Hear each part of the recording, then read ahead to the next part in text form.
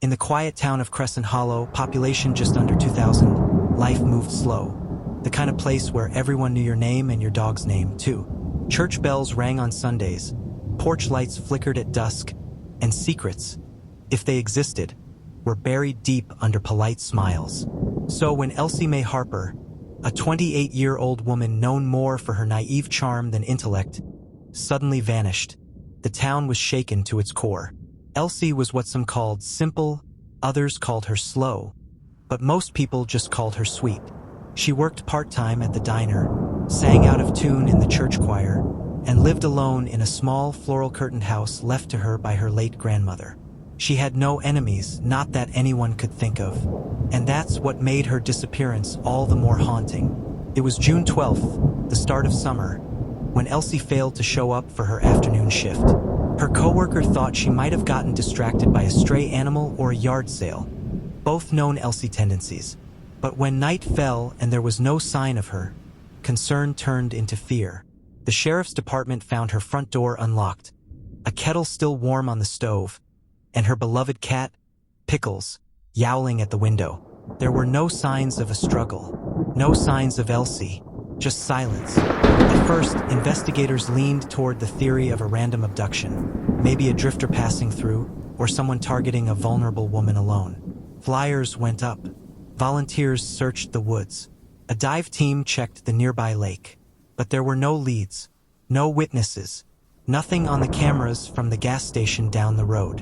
And just when the case seemed to be freezing over, they found Elsie's diary. Hidden beneath her mattress was a worn, sunflower-printed journal. Inside were pages that unraveled a life no one knew Elsie had. Entries full of confusion, fear, and longing. He says he loves me, but love doesn't leave bruises. I know I'm not smart, but I'm not stupid either. If I disappear, tell someone to look in the shed. Not mine, his. The entries were erratic, jumbled, but one name appeared over and over again. Raymond Carter, married, father of 2, worship leader at the local Baptist church, and, most shockingly, the sheriff's younger brother. When investigators brought Ray in for questioning, the town practically rioted, not out of anger, but disbelief. Ray was the good guy, the mentor, the family man, but behind closed doors, Ray had been grooming and manipulating Elsie for over a year. Neighbors admitted they'd seen Ray's truck parked outside her house more than once. Late, too late, but no one questioned it. She probably needed help with something, they said, because in Crescent Hollow, people saw what they wanted to see. With pressure mounting, investigators obtained a warrant for Ray's hunting cabin 12 miles outside town. What they found would crack the case wide open. Underneath a pile of firewood in the shed out back, they discovered a shallow grave, Elsie's body wrapped in the same quilt her grandmother had made for her 20 years ago. Autopsy reports revealed blunt force trauma to the back of the head. Her wrists had bruises. She had tried to fight.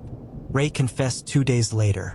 Claimed it was a lover's quarrel gone wrong. Claimed she was going to expose him and ruin his family. Claimed he panicked. But the truth was simple. He believed no one would believe her. The community that once pitted Elsie now mourned her, and reckoned with their own silence.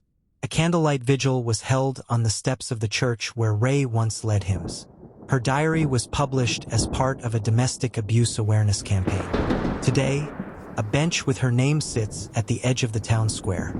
Engraved on it are the words, "I know I'm not smart, but I'm not stupid either." Elsie May Harper wasn't just a tragic figure. She was a reminder. Sometimes, the greatest danger doesn't come from strangers, but from those you trust the most.